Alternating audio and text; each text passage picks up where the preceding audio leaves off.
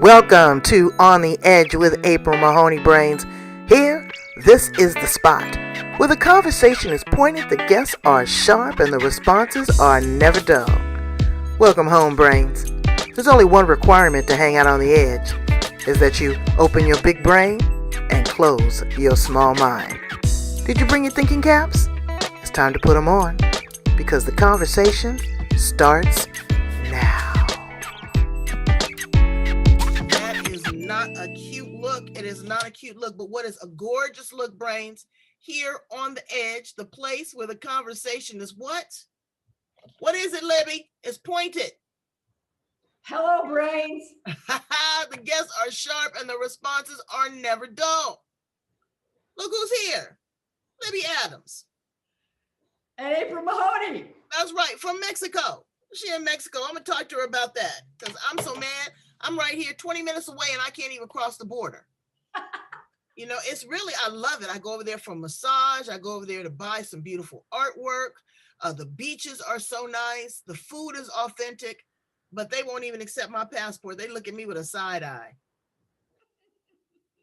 So thank you so much for being here on the edge with me and my brains. I want to talk to you about so many things. You are such a well-rounded woman. You know, you're a trailblazer. You lived all over the world. You travel. You're able to work remotely. And you are the founder of the International Academy of Self-Knowledge. What is that? And what does that look like? Because everybody thinks they're a brain, especially if they're on the edge. But you know what? A lot of people can't self-identify with who they are. Exactly. And it's a problem for them right now to try to pivot and figure out who they want to be. Yep. It all comes down to somebody understanding the basic answer to the question, who are you? And that's why I included self-knowledge in the title of the business, because the curriculum is, who am I? Why am I here? How do I break through the barriers that are preventing me from actualizing my destiny? So yeah, it's all about knowing who you are at the deepest level. At the deepest level. At the end, I'll make available a video that really goes into length about the versions of you and all that kind of stuff. Oh, wow. So roll back. Start at the beginning. Who are you, number one, and then who have you evolved into? Well, I think what the deepest version of who I am is what one of my favorite expressions that Wayne Dyer says, I am a spiritual being having a human experience. Right. From Long Beach, California, the LBC. Woo! Oh, that's right. I'm from LA, girl, right down the freeway, not too far. I know you are. We have that in common. And I grew up there. When I was a kid, I lived in Mexico when I was 8, 9, and 10. And so I feel very comfortable in Mexico. And that's why I find myself snowbirding it right now in Mexico City. I've been here since before Thanksgiving. Do you speak Spanish? I do speak Spanish. When I taught school in the California public school system for 9 years, I taught middle school Spanish. Wow. Let's talk a little bit about that because, you know, there's a lot of parents now that are homeschooling. Still, we're not completely released from lockdown here in the U.S., and it's been a challenge. What would you say to parents right now to just kind of keep their kids engaged and try to help them find out who they are at an early age? You know, it's interesting that in the homeschooling curriculum, you get to decide what the curriculum is, right? So it can be included. Things like I included with my kids. I didn't homeschool them. I mean, they still went to school, but I schooled them at home. Like I would pay them. I forget how much I paid them, maybe $5 to read Think and Grow Rich. Talked about the law of attraction. Like this was in the 90s because my kids are 38 to 40, 41. No, you got kids that age? I do. Wow, I can't believe it. You look great. I will be 70 years old in December this year. Shut the front door. I've been around for a while. Wow.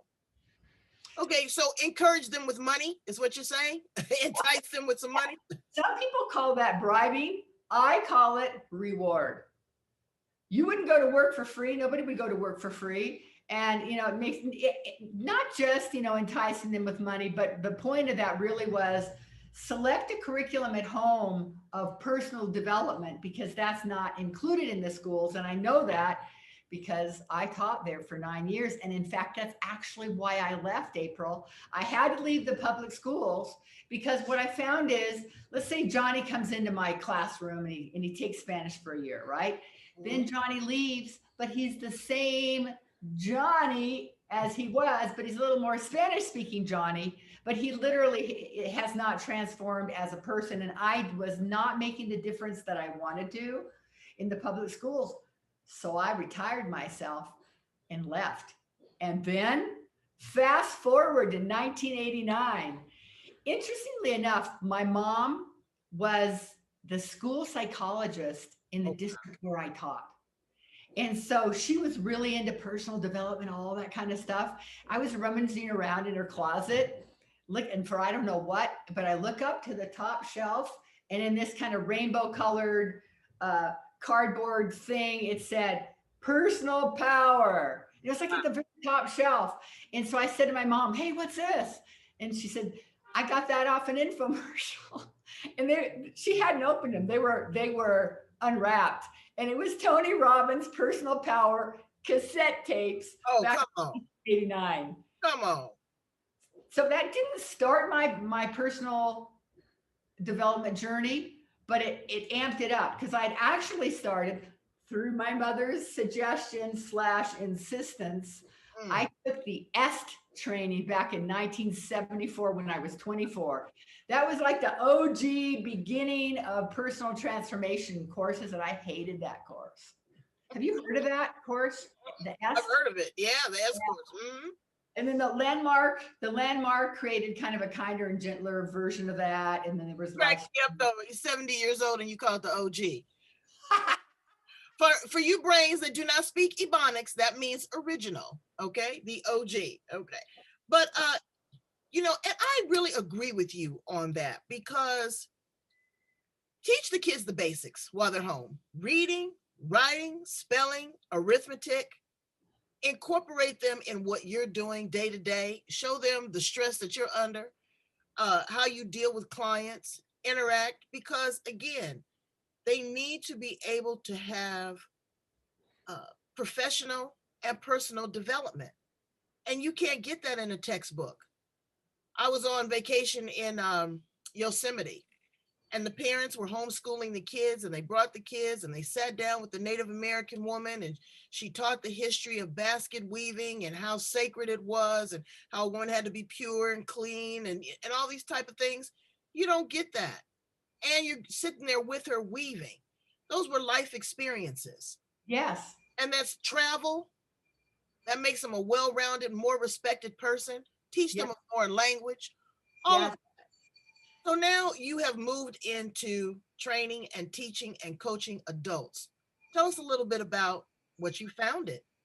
Okay, I will. I want to know, can you hear the bell ringing outside my window? I love it. They're calling our attention. Speaking of well-rounded experiences, like being in Mexico, we get everybody can experience the street sounds of Mexico City. That is calling everybody to bring out their trash to the trash truck. That's what Oh, that. really? I thought it was the ice cream man, girl. You know I'm from LA. That was that's the ice cream truck. No, it is not.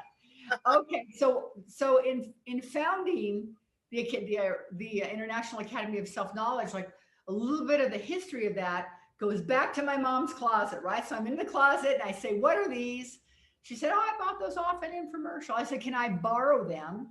And she said, "Yes." So I listened to them. It was like a 28-day, 30-day program or something like that, a personal power. And it was so empowering that I literally generated the money to go to one of Tony's live seminars called Date with Destiny. And then after that, I went to another one. It was the fire walk where you're walking on Well, fire. I done walked on fire with him too. Okay, so you know that one. Now, in that particular weekend, he asks for somebody who's usually motivated, but not motivated about a certain thing. And I was going, man, that's me. Because in that year, I had just taken a job as a fundraiser for Oral Lingua School for the Hearing Impaired. And the tuition for those people it was like $40,000 a year. And my job was to raise money Wow. to help defray the cost. but I had a fear of asking people for money, Mm. which is kind of a problem in a professional fundraiser. So I think I'd only been at the job for maybe a week, and then now I'm at this fire walk, and so I run up and jump on the stage. I slide under, like a wrestler going under into the wrestling ring, and so I was a volunteer, and I'm crying. I said, I'm afraid to ask for money, and people are counting on me, and I don't want to let them down. And in like 5 minutes, of zip zap, some NLP, something that Tony did, which he calls NAC, and that fear was gone. It was gone. Now, in that moment, I realized that instant, or at least at a minimum, quick, 5 minutes, pretty quick transformation is possible.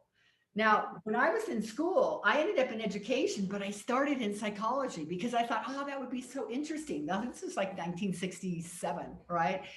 And at that point in time, if you're going to major in psychology, you're going to be a therapist and you're going to listen to people's problems. And when I found that out, plus when I took my first abnormal psych class, I'm like, I am out of this. And I changed my major to education. And so that's how I ended up in education. But you go a little bit deeper. You teach people the difference between spirituality and religion and how that correlates with self actualization, Yes. visualization, and Yes. really assessing who you are. Go into Yeah. that a little bit for us. And so what prevents people from being who they are is what I was experiencing that Tony was helping with me. I had a fear of rejection.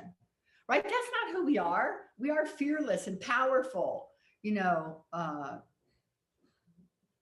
children of the universe, so to speak. And so it's that identity. So we can't identify with these little parts that think we're less than, or we can't do this, or fear of rejection, or any of that stuff. But learning to go inside and discover the invisible nature of ourselves, Right. Right. right? Spiritual nature, and it doesn't have anything to do with religion. I have students that are very religious, and I say, you know what? When I work with you, you're going to be living your religion more, and then than you are now. And other ones aren't religious at all. They say, I'm not interested in organized religion. I said, and you will define your own spiritual framework of what you believe, or what I call the gospel according to April, Right. right? So Hallelujah, sister. Let me lay hands on you. But seriously, religion is a discipline. Religion is a guideline. It's a structure. I always refer to it as my life GPS. But what I'm really going for is the spirituality. I'm going for the ultimate. yeah, I'm going for the destination, not yeah, just the direction. yes. You have to have a personal relationship with whoever your God is. It's And not through the pastor, it's not through the associate deacons. It's not that. It's 101, imano imano. But you mhm. have to know who you are, and you have to be able to accept the good, the bad, and the indifference. And it comes down to what I now call spiritual health education. Wow. Spiritual health education. And that takes me even farther back in time. In 1984, my ex-husband, who played professional basketball and had a difficult time making the transition back into the what I call the real world, was in rehab in the care unit.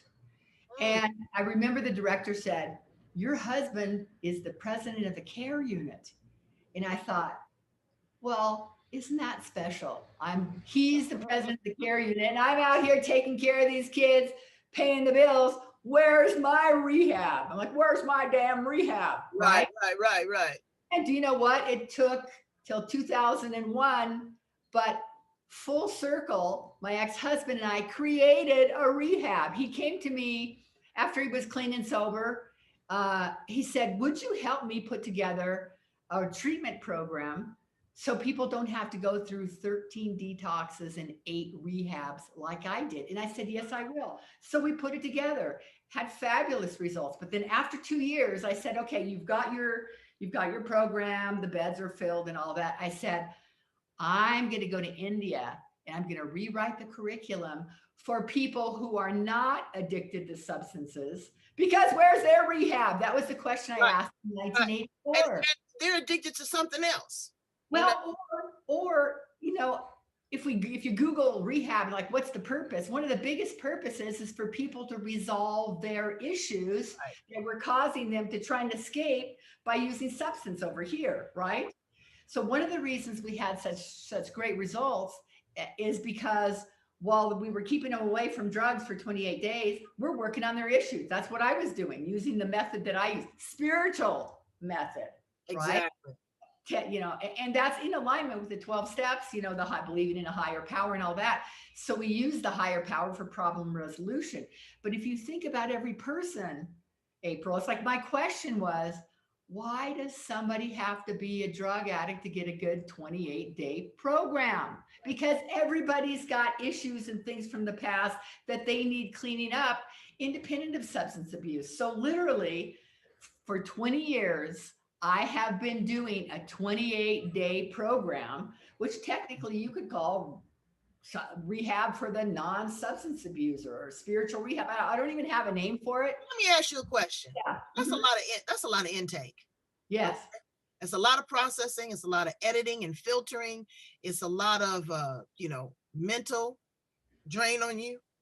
What do you do to rejuvenate yourself? How do you cleanse yourself so that you are a clear conduit? You have space and capacity for yourself, that you don't take on other people's drama. That's like me. I'm a coach, but I only coach 5 people a year, and I only coach them for 5 hours. Girl, I ain't got time to be with 3 months and 6 months. I don't, because it turns into something else. It turns into talk therapy. It turns into girlfriends. It turns into, a whole bunch of other stuff. I need people that are dedicated and ready to do it. And then that way, that still leaves me bandwidth for Mr. Magnificent and my, for the other work that I do, to paint, to, do poetry. What do you do to get it off of you? What's interesting is it doesn't get on me Wow. because number one, I screen people to make sure that these people are a good fit and I know they're going to be successful. Then the reason I was teaching school is I wanted to help transform people, right? When I select the right person, and because we have spiritual methodology that's effective, then everybody gets results. And I see them clearing and their negative emotions, and they're changing their beliefs and transforming. That in and of itself is rejuvenating. That's what I thought I was signing up for when I taught school, but now I'm teaching school, but just a whole different curriculum. So it is very uplifting and exciting for me. I work 7 days a week. I don't have to Wow. work 7 days a week. I Well, want to work 7 days a week. Now, the 28-day program, I'm with them 6 days a week, one on one. And mm, that's how I make sure they get their result. Whatever they said they wanted to do, they want to create something, on day 28. And then everybody's got barriers and blocks and some limiting beliefs and negative emotions that they haven't cleaned up from the past. So we clean all that stuff up, move the roadblocks out. So on day 28, they land at their destination. They're happy. I'm happy. I have 100% results with them wow. because I'm with them every day. We're course correcting, Right, course right, correcting. right, right. To the Editing, plane is filtering. gonna stand. Absolutely. Absolutely. It's so important. Okay. But you know what I've seen? Just merely an observation, that people with an addictive personality seem to go from one type of substance to another. Say, for example, they get off cocaine, they go to coffee and cigarettes.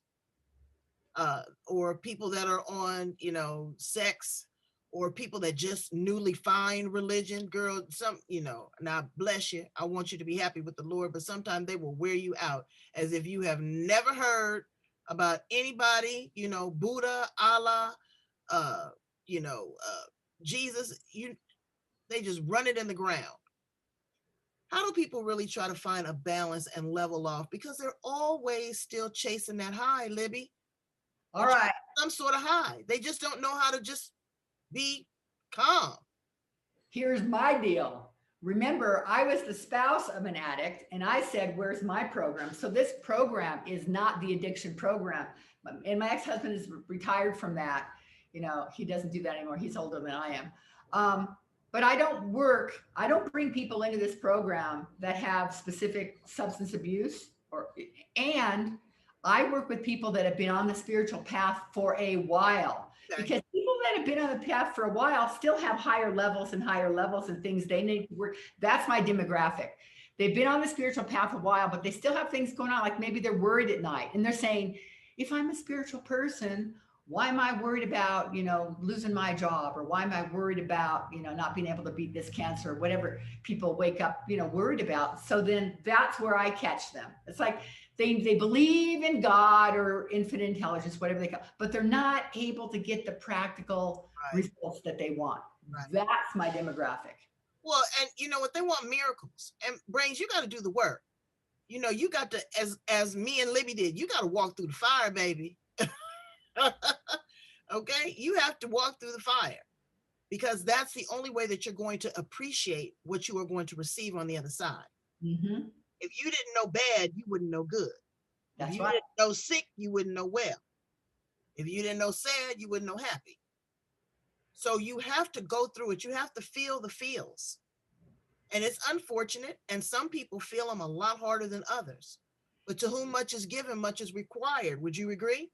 I totally agree. And speaking of feeling the feels, I'm going to have people go to my ebook on feeling the feels. If people will go to transformationalmeditation.org, there's an ebook there called The Positive Purpose of Negative Emotions. And people will find out, yeah, we can't stop having the emotions, like especially the negative ones, but how long we get stuck in there is optional.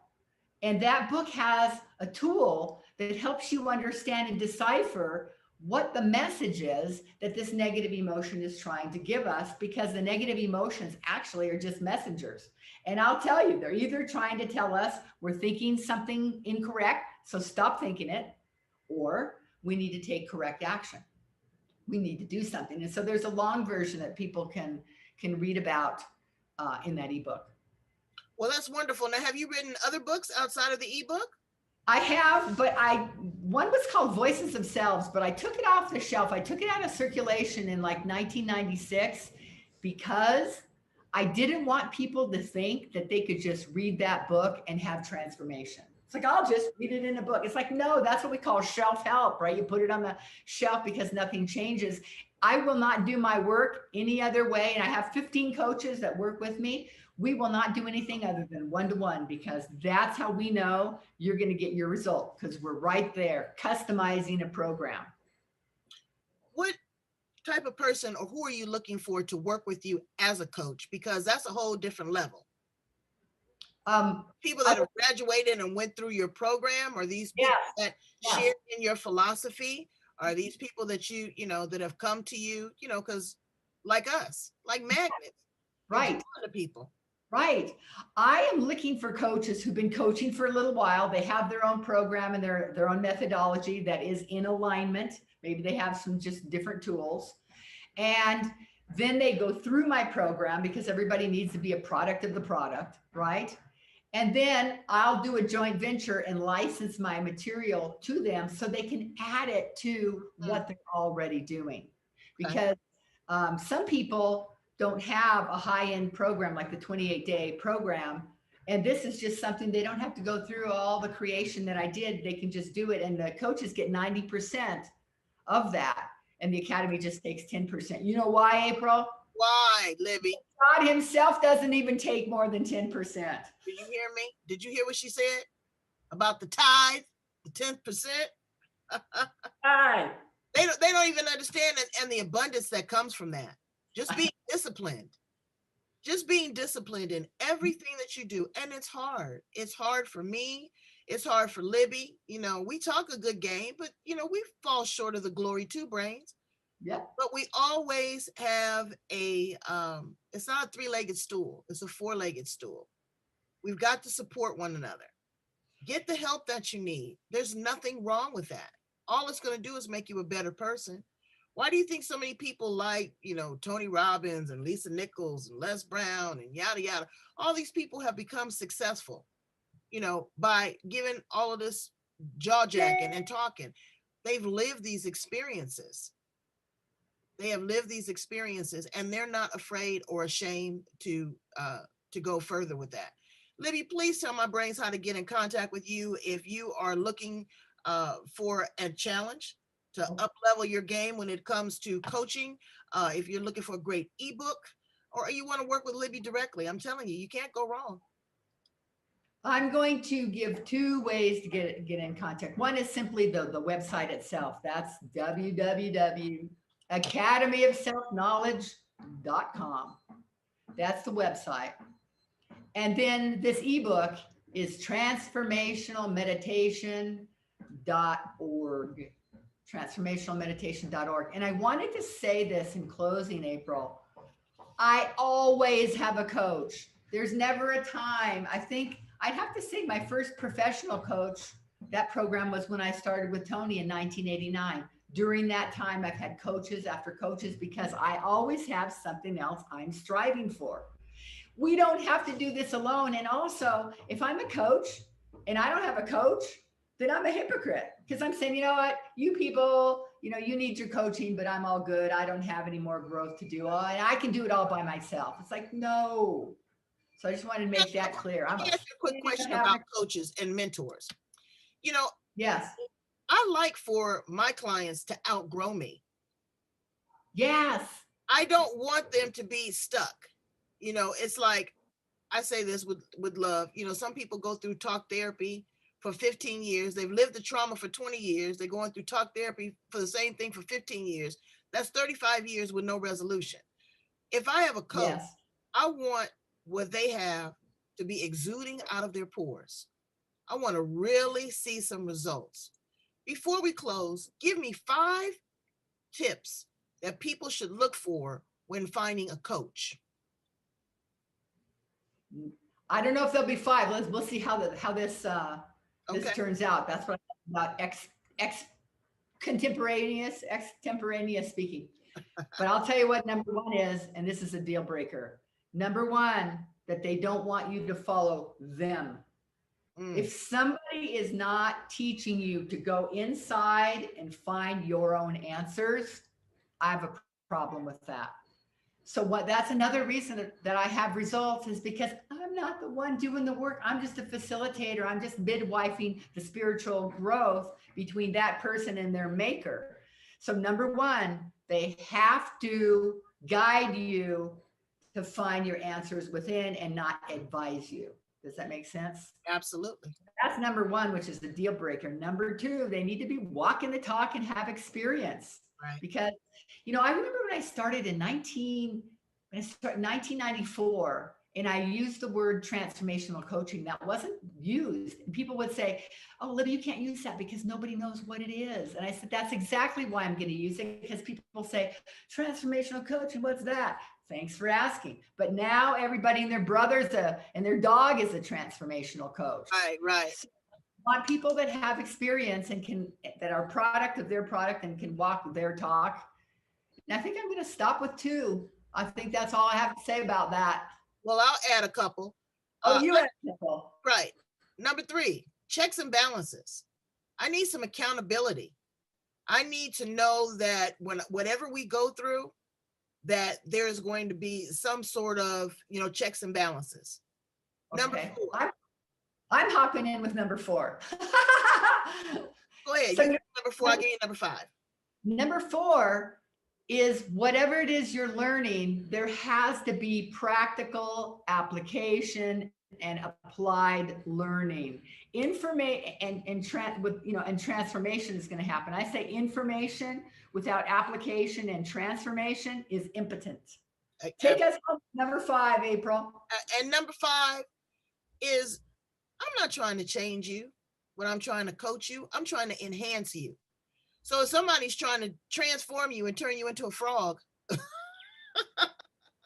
got a problem there, brains, because you already know who you are. And when you leave my coaching program, you're still going to be that same quote unquote individual, but with new and enhanced skills. So I want to take the best out of you and help you cultivate that. It's like working in the garden. It's working the soil, taking out the weeds, fertilizing it, put sun on it, water, and it's organic. That's what I'm looking for. And that's what Libby is looking for when we're looking for a coach, right? Indeed, brains. So, Brains, thank you so much for joining us here on The Edge. Go back and check out other edgy conversations. We're talking about food, we're talking about love, we're talking about travel, we're talking about friendship, relationships, all kinds of good stuff, and spirituality. Because if your spirit ain't right, you're going to have problems with everything else. Thanks so much, Libby Adams. I love you, darling.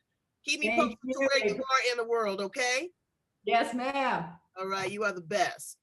Thank you. You're the best. That's what he said.